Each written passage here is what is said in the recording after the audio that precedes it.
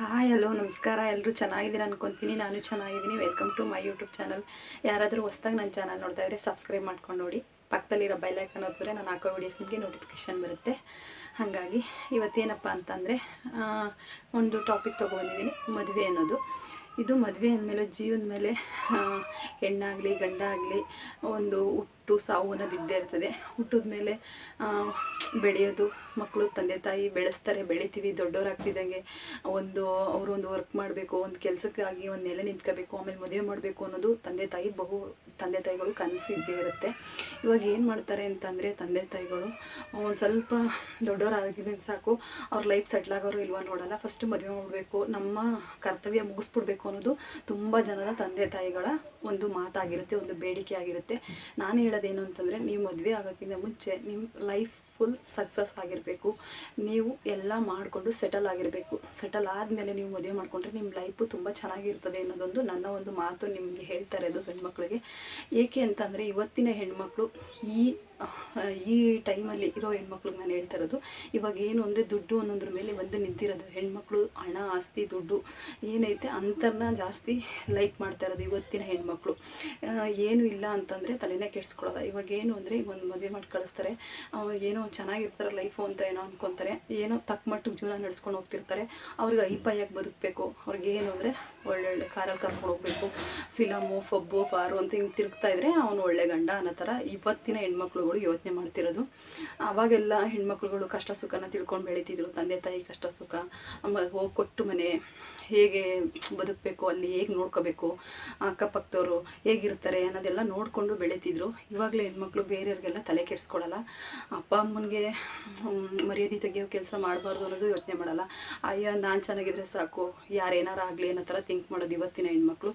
ಇವಾಗ ಏನು ಅಂದರೆ ದುಡ್ಡು ಅನ್ನೋದ್ರ ಮೇಲೆ ನಿಂತಿದೆ. ಅದಕ್ಕೆ ನಾನು ಹೇಳ್ತಾ ಇರೋದು, ಪ್ರತಿಯೊಬ್ಬರು ಗಂಡ್ಮಕ್ಳು ಅಷ್ಟೇ, ನೀವು ಫಸ್ಟು ಲೈಫಲ್ಲಿ ಸಕ್ಸಸ್ ಆಗಿ ನೀವು ಒಂದು ಒಳ್ಳೆ ಹುದ್ದೆಯಲ್ಲಿದ್ದು ಒಳ್ಳೆ ಕೆಲಸದಲ್ಲಿದ್ದು ಎಲ್ಲ ಚೆನ್ನಾಗಿದ್ಮೇಲೆ ಮದುವೆ ಆದರೆ ನಿಮ್ಮ ಲೈಫ್ ಚೆನ್ನಾಗಿರ್ತದೆ.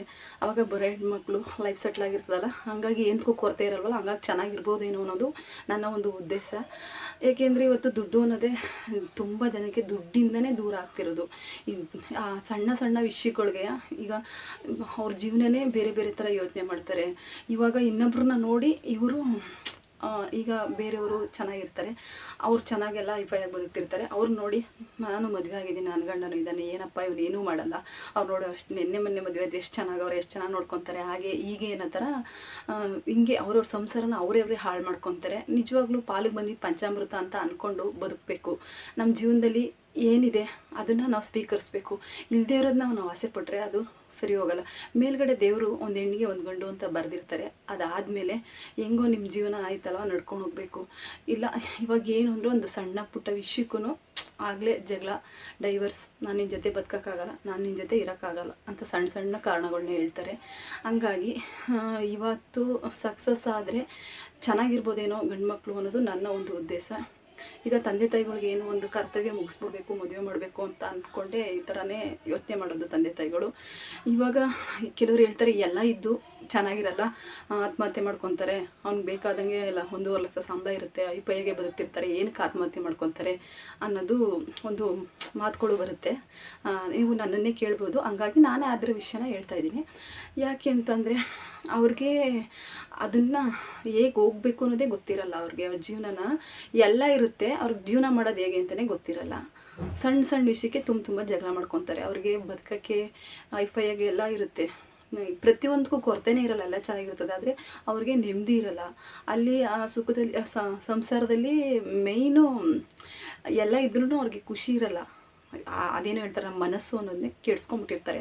ಆ ಜೀವನ ಅಲ್ಲಿ ನೀನು ಏನೇ ಮಾಡಿದ್ರೂ ಸರಿ ಹೋಗಲ್ಲ, ಆ ಥರ ಆಗ್ತಿರ್ತದೆ. ಒಬ್ಬೊಬ್ಬರು ಜೀವನನೇ ಒಂದೊಂದು ರೀತಿ ಇರುತ್ತೆ. ಹಾಗೆ ಈಗ ಮದುವೆ ಮಾಡ್ಕೊಂಡ್ಮೇಲೆ ಒಂದು ಹುಡುಗಿ ಅರ್ಥ ಮಾಡ್ಕೊಂಡು ಬದುಕಬೇಕು. ಈಗ ಲವ್ ಮಾಡ್ತಿರ್ತಾರೆ, ಲವ್ ಮಾಡಬೇಕಾದ್ರೆ ಚೆನ್ನಾಗೇ ಇರ್ತಾರೆ, ಹೊಂದಾಣಿಕೆ ಮಾಡ್ಕೊಂಡು ಚೆನ್ನಾಗೇ ಓದ್ತಿರ್ತಾರೆ. ಹಂಗೂ ಈಗ ಕೆಲವರು 2 ವರ್ಷ 3 ವರ್ಷ ಲವ್ ಮಾಡಿರೋರು ಇರ್ತಾರೆ, 6 ತಿಂಗಳು 1 ವರ್ಷ ಲವ್ ಮಾಡಿರ್ತಾರೆ. ಅದರೊಳಗಡೆ ಎಷ್ಟು ಸಲ ಕಿತ್ತಾಡಿರ್ತಾರೋ, ಎಷ್ಟು ಸಲ ದೂರ ಆಗಿರ್ತಾರೋ, ಅದೆಷ್ಟು ಸಲ ಜೊತೆ ಆಗಿರ್ತಾರೋ, ಈ ಥರ ಎಲ್ಲ ಆಗಿ ಕೊನೆಗೆ ಏನೋ ಒಂದು ಮದುವೆ ಮಾಡ್ಕೋಬೇಕು ಅಂತ ಮದುವೆ ಮಾಡ್ಕೊತಾರೆ. ಮದುವೆ ಆದಮೇಲೆ ಸ್ವಲ್ಪ ದಿನ ಚೆನ್ನಾಗಿರ್ತದೆ, ಒಂದು ಮಗು ಅಂತ ಆದಮೇಲೆ ಅವ್ರ ಲೈಫ್ ಅಲ್ಲಿಂದ ಚೇಂಜ್ ಆಯ್ತಾ ಹೋಯ್ತದೆ. ಆವಾಗ ಮನ್ಸುಗಳು ಬೇರೆ ಬೇರೆ ಥರ ಯೋಚನೆ ಮಾಡೋಕ್ಕೆ ಸ್ಟಾರ್ಟ್ ಆಯ್ತದೆ. ಆವಾಗ ಏನು ಅಂತಂದರೆ ಅವರು ಜೀವನ ಕಟ್ಕೋಬೇಕು, ಅವಾಗ ಕಷ್ಟ ಆಗ್ತಿರ್ತದಲ್ಲ, ಆವಾಗ ಜಗಳಗಳು ಬರ್ತಿರ್ತವೆ. ಹಂಗೆ ಯಾವ ಟೈಮಲ್ಲಾದರೂ ಅಷ್ಟೇ ಜೊತೆಯಾಗಿ ನಿಂತ್ಕೊಂಡು ಹೋರಾಡಿದ್ರೆ ಎಲ್ಲ ಸರಿಯಾಗುತ್ತೆ. ಆಮೇಲೆ ಹೆಣ್ಮಕ್ಳು ಅನ್ಕೋಬೋದು, ಏನೋ ನೀವು ಈ ಥರ ಮಾತಾಡ್ತೀರಾ, ಗಂಡು ಮಕ್ಕಳು ಸಕ್ಸಸ್ ಆದಮೇಲೆ ಮದುವೆ ಆಗಬೇಕು ಅಂತ ಹೇಳ್ತೀರಲ್ಲ. ಹೌದು, ಇವತ್ತು ಸಕ್ಸಸ್ ಆಗಿರೋದನ್ನೇ ಜನ ನೋಡ್ತಿರೋದು. ನಿಜವಾಗ್ಲೂ ಏನೂ ಇಲ್ಲ ಅಂತಂದರೆ ತಂದೆ ತಾಯಿಗಳು ಕೊಡೋಕೆ ಒಪ್ತಾ ಇಲ್ಲ ಹೆಣ್ಗಳನ್ನ. ಏನೂ ಇಲ್ಲ, ಏನು ಸಟ್ಲೇ ಆಗಿಲ್ಲ, ಏನು ಕೊಡೋಕ್ಕಾಗುತ್ತೆ, ನನ್ನ ಮಗಳ ನಾನು ಚಿಕ್ಕದ್ರಿಂದ ಚೆನ್ನಾಗಿ ಸಾಕಿ ಬೆಳೆಸಿದ್ದೀನಿ ನನ್ನ ಮಗಳನ್ನ, ಅಲ್ಲಿ ಕೊಟ್ಟರೆ ಏನು ಚೆನ್ನಾಗಿರ್ತಾಳೆ ಅವಳು ಅನ್ನೋ ಥರ ತಂದೆ ತಾಯಿನೂ ಯೋಚನೆ ಮಾಡ್ತಾರೆ. ಇವತ್ತೇನು ಅಂದರೆ ಒಳ್ಳೆ ಕೆಲಸದಲ್ಲಿ ಇರಬೇಕು, ಒಳ್ಳೆ ಮನೆ ಇರಬೇಕು, ಒಳ್ಳೆ ಸೈಟ್ ಇರಬೇಕು, ಊರಲ್ಲಿ ಜಮೀನು ಇರಬೇಕು, ಈ ಥರ ಥಿಂಕ್ ಮಾಡ್ತಾರೆ ಪ್ರತಿಯೊಬ್ಬರೂ ತಂದೆ ತಾಯಿ. ಹೆಣ್ಮಕ್ಳುಗಳು ಹಾಗೆ ಇರ್ಬೋದೇನೋ ನನಗೆ ಗೊತ್ತಿಲ್ಲ. ತಂದೆ ತಾಯಿಗಳು ಯೋಚನೆ ಮಾಡ್ತಾರದೇ ಇದೆ. ಈಗ ದೊಡ್ಡವರು ಅಂತ ಹೋಗಿ ದಡ್ಕನೆ ಬಿದ್ದುಬಿಡ್ತಾರೆ, ಅಲ್ಲಿ ಏನಾಗುತ್ತೆ ಅಂತಲೇ ಗೊತ್ತಿರಲ್ಲ. ಈ ಥರ ಆಗಿದೆ. ನಿಜವಾಗ್ಲೂ ಮಿಡ್ಲ್ ಕ್ಲಾಸ್ ಫ್ಯಾಮಿಲಿಯವ್ರು ಕೊಟ್ಟರು ತುಂಬ ಚೆನ್ನಾಗಿರ್ತಾರೆ. ಅಂದರೆ ಅವರು ಆ ಥರ ಯೋಚನೆ ಮಾಡಲ್ಲ. ದುಡ್ಡು ಇರಬೇಕು, ನೇಮ್ ಇರಬೇಕು, ಕಾರ್ ಇರಬೇಕು, ಈ ಥರ ಥಿಂಕ್ ಮಾಡೋರು ತುಂಬ ಜನಗಳಿದ್ದಾರೆ. ಈ ಥರ ಎಲ್ಲ ಮಾಡಬಾರ್ದು. ಇವಾಗ ಹಿಂಗಾಗಿ ನಡೀತಾ ಇರೋದೇ ಹಿಂಗೆ. ಎಷ್ಟೋ ಜನ ಹೆಣ್ಗಳು ಸಿಗ್ತಾನೆ ಮದುವೆ ಆಗದೇ ಕೊರಗ್ತಾ ಇರೋರು ಇದ್ದಾರೆ. ಅಯ್ಯೋ ನಂಗೆ ಹೆಣ್ಣು ಸಿಕ್ಕಿಲ್ಲ ಅಂತ ಡಿಪ್ರೆಷನ್ಗೆ ಹೋಗಿರೋರು ಇದ್ದಾರೆ ಎಷ್ಟೋ ಗಂಡು ಮಕ್ಕಳು. ಹಾಗಾಗಿ ಯಾಕೆ ಈ ಥರ ಆಗ್ತಿದೆ ಪ್ರಪಂಚದಲ್ಲಿ ಅನ್ನೋದೇ ಒಂದು ಟಾಪಿಕ್ ಇಟ್ಕೊಂಡು ನಾನು ಇವತ್ತು ಮಾತಾಡಿದ್ದೀನಿ. ಜೀವನದಲ್ಲಿ ನೀವು ಸಕ್ಸಸ್ ಆಗಿ ಎಲ್ಲ ನಿಮ್ಮ ಹಿಂದೆ ಬರುತ್ತೆ. ದುಡ್ಡು ಅಂತಿದ್ರೆ ಏನು ಬೇಕಾಗಿಲ್ಲ, ಎಲ್ಲ ಸಿಗುತ್ತೆ. ದುಡ್ಡಿದ್ರೆ ಹುಡುಗಿನೂ ಬರ್ತಾಳೆ, ಅಪ್ಪ ಅಮ್ಮನೂ ಚೆನ್ನಾಗಿ ನೋಡ್ಕೊತಾರೆ, ಅಕ್ಕಪಕ್ಕದವರು ಚೆನ್ನಾಗಿರ್ತಾರೆ, ಸಂಬಂಧಿಕರು ಬರ್ತಾರೆ, ಎಲ್ಲ ಇರ್ತಾರೆ. ಹಂಗೆ ಅನ್ಬೋದು ನೀವೆಲ್ಲ ಮಾಡಿ ಮದುವೆ ಮಾಡ್ಕೊಳ್ಳೋಷ್ಟು ನಂಗೆ ಏಜೇ ಆಗೋಗಿರ್ತದೆ ಮೇಡಮು, ಏನು ಮೇಡಮ್ ನೀವು ಹೇಗೆ ಹೇಳ್ತಾ ಇದ್ದೀರಾ ಅಂತ. ಏನಿಲ್ಲ, ಇವಾಗ ಒಂದು 30 ಒಳಗೆ 35 ಒಳಗೆ ಮದುವೆ ಆದರೆ ಆಮೇಲೆ ಏನಪ್ಪ ಬೇಗ 40 ವರ್ಷಕ್ಕೆಲ್ಲ ಆಯ್ಸು ಮುಗ್ದೋಗುತ್ತೆ, ನೀವು ನೋಡಿದ್ರೆ ಹಿಂಗೆ ಹೇಳ್ತೀರಾ ಅಂತೀರ. ಏನಿಲ್ಲ, ಗೋಲ್ ರೀಚ್ ಮಾಡಿದ್ಮೇಲೆ ಮದುವೆ ಆದರೆ ಲೈಫ್ ಚೆನ್ನಾಗಿರ್ಬೋದು ಅನ್ನೋದು ನನ್ನ ಒಂದು ಅನಿಸಿಕೆ. ಹಂಗಾಗಿ ಚೆನ್ನಾಗಿರುತ್ತೆ ಲೈಫು, ಎಂಜಾಯ್ಗೆ ಹೆಣ್ಮಕ್ಳುಗಳು ಲೈಕ್ ಮಾಡೋದೇ ಈ ಥರ. ಇನ್ನೆಲ್ಲಿ ಸಕ್ಸಸ್ ಆಗಿ ಯಾಕೆ ಹೆಣ್ಣು ಕೊಡಲ್ಲ? ಎಲ್ಲ ಕೊಡ್ತಾರೆ ಹೆಣ್ಣು, ಹುಡುಗಿರೇ ನಿಮ್ಮ ಹಿಂದೆ ಬರ್ತಾರೆ. ಹೆಣ್ಣು ಕೊಡ್ತಾಯಿಲ್ಲ ಅಂತಾರೆ. ಯಾಕೆ ಕೊಡಲ್ಲ? ಕೊಡ್ತಾರೆ. ಚೆನ್ನಾಗಿರಬೇಕು, ಜೀವನದಲ್ಲಿ ನಾವು ಸಕ್ಸಸ್ ಆಗಬೇಕು, ಬೆಳಿಬೇಕು, ಏನಾದರೂ ಸಾಧನೆ ಮಾಡಬೇಕು, ಅವಾಗ ಎಲ್ಲ ತಾನಾಗೇ ಬರುತ್ತೆ. ಹುಡುಗಿನೂ ಬರ್ತಾಳೆ, ಎಲ್ಲರೂ ಬರ್ತಾರೆ, ಅವಾಗ ಲೈಫು ತುಂಬ ಚೆನ್ನಾಗಿರ್ತದೆ. ಆ ಥರ ಮಾಡಬೇಕು ನಾವು. ನಾವೇನು ಮಾಡ್ದೇನೆ ಹೆಣ್ಣು ಕೊಡ್ತಾಯಿಲ್ಲ ಅಂದರೆ ಇವತ್ತು ಯೋಚನೆ ಮಾಡ್ತಿರೋದೆ ಅಷ್ಟೇ. ತಂದೆ ತಾಯಿ ನನ್ನ ಮಗಳನ್ನ ಓದಿಸಿ ಬೆಳೆಸಿದ್ದೀನಿ, ಇಷ್ಟು ಚೆನ್ನಾಗಿ ನಾನು ಮಾಡ್ಕೊಂಡಿದ್ದೀನಿ, ಇವ್ನಿಗೆ ಹೆಂಗೆ ನಾನು ಕೊಡೋಣ, ನನ್ನ ಮಗಳನ್ನ ಸಾಕ್ತಾರ ಹಾಗೆ ಹೇಗೆ ಅಂತ ಥಿಂಕ್ ಮಾಡ್ತಾರೆ. ಯಾಕೆಂದರೆ ಅವರು 20 ವರ್ಷ ಸಾಕಿ ಬೆಳೆಸಿರ್ತಾರೆ. ಇನ್ನು ಮುಂದಿನ ಜೀವನ ನನ್ನ ಮಗಳು ಈ ಮನೆಯಿಂದ ಬಿಟ್ಟು ಬೇರೆ ಮನೆಗೆ ಹೋಗ್ತಾಳೆ, ಅಲ್ಲಿ ಹೇಗೆ ನೋಡ್ಕೊತಾರೋ, ಹೇಗೆ ಬದುಕ್ತಾಳೋ ಅನ್ನೊಂದು ತಂದೆ ತಾಯಿಯ ಕನಸಾಗಿರುತ್ತದೆ. ಹಂಗಾಗಿ ನೀವುಗಳು ಜೀವನದಲ್ಲಿ ಎಲ್ಲ ಮಾಡ್ಕೊಳ್ಳಿ, ಎಲ್ಲರೂ ಹುಡಿಕೊಂಬರ್ತಾರೆ ನಿಮ್ಮನ್ನು. ಹಂಗೆ ಅಂತೀರ ನಮ್ಮ ಹತ್ರ ಎಲ್ಲ ಐತೆ, ಎಣ್ಣೆ ಕೊಡ್ತಾಯಿಲ್ಲಪ್ಪ, ಓದಿದ್ದೀನಿ, ಕೆಲಸದಲ್ಲಿದ್ದೀನಿ, ಎಲ್ಲ ಐತೆ, ಎಣ್ಣೆ ಕೊಡ್ತಾಯಿಲ್ಲ ಅಂತ ಹೇಳ್ತಾರೆ. ಹೆಣ್ಮಕ್ಳು ಏನು ಅಂತಂದರೆ ನಿನಗೆ ಏಜ್ ಆಗೋಗೋದೆ, ನಾನು ಒಪ್ಪಲ್ಲ ಅನ್ನೋದೊಂದು ಮಾತು ಬರುತ್ತೆ.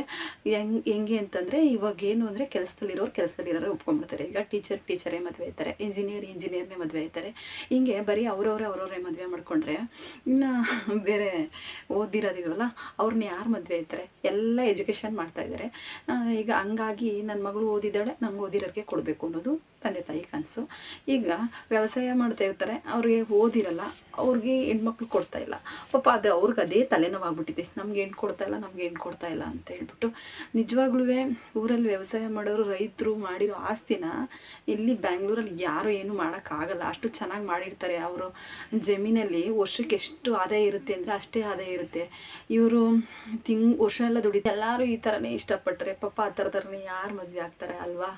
ಹಂಗಾಗಿ ಈಗ ಏನಪ್ಪ ಇವಳು ಹಿಂಗೆ ಮಾತಾಡ್ತಾಳೆ ಅಂತ ಅನ್ಕೋಬೇಡಿ. ಇವಾಗ ನೋಡ್ತಿರೋದ ನಾನು ಹೇಳ್ತಾ ಇದ್ದೀನಿ ಅಷ್ಟೇ. ಇವಾಗೆಲ್ಲ ಯೋಚನೆ ಮಾಡ್ತಿರೋದೆ ಹಿಂಗೆ. ಹೆಣ್ಮಕ್ಳು ಯೋಚನೆ ಮಾಡ್ತಾರೆ ಗೊತ್ತಿಲ್ಲ, ತಂದೆ ತಾಯಿ ಅಂತೂ ಇದೇ ಥರನೇ ಯೋಚನೆ ಮಾಡ್ತಾರೆ. ನನ್ನ ಮಗಳು ಚೆನ್ನಾಗಿ ಬೆಳೆಸಿದ್ದೀನಪ್ಪ, ನಾನೇನು ಕೆಲಸನೇ ಮಾಡಿಸಿಲ್ಲ, ಮನೇಲಿ ಅಷ್ಟು ಚೆನ್ನಾಗಿ ಬೆಳೆದವಳು, ಹೆಂಗೆ ಕೊಡೋದು ನಾನು, ಇಲ್ಲೆಲ್ಲ ಬಿಸಿಲಲ್ಲೆಲ್ಲ ನನ್ನ ಮಗಳು ಕೆಲಸ ಮಾಡೋಕ್ಕಾಗುತ್ತಾ, ಹಂಗೆ ಹಿಂಗೆ ಅಂತೆಲ್ಲ ಥಿಂಕ್ ಮಾಡ್ತಾರೆ.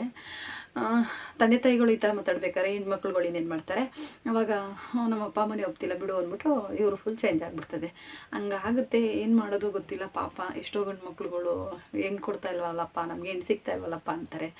ನೀವು ಚೆನ್ನಾಗಿ ಸಕ್ಸಸ್ ಆಗಿ ಕೊಡ್ತಾರೆ, ಆಗುತ್ತೆ ನಿಮಗೂ. ಒಂದು ಹೆಣ್ಮಕ್ಳು ಗಂಡು ಮಕ್ಕಳು ಅಂತ ಇದ್ದೇ ಇರುತ್ತೆ, ಖಂಡಿತವಾಗ್ಲೂ ಮದುವೆ ಆಗೇ ಆಗುತ್ತೆ. ಆಗಲ್ಲ ಅಂತೇಳಿ ಕೊರ್ಗೆ ಡಿಪ್ರೆಷನ್ಗಂತೂ ಹೋಗಬೇಡಿ ಪ್ಲೀಸ್. ನಾನು ಏನಪ್ಪ ಬರೀ ಇದ್ರ ಬಗ್ಗೆನೇ ಮಾತಾಡ್ತಾಳೆ ಇವಳು ಅಂತ ಅನ್ಕೋಬೋದು.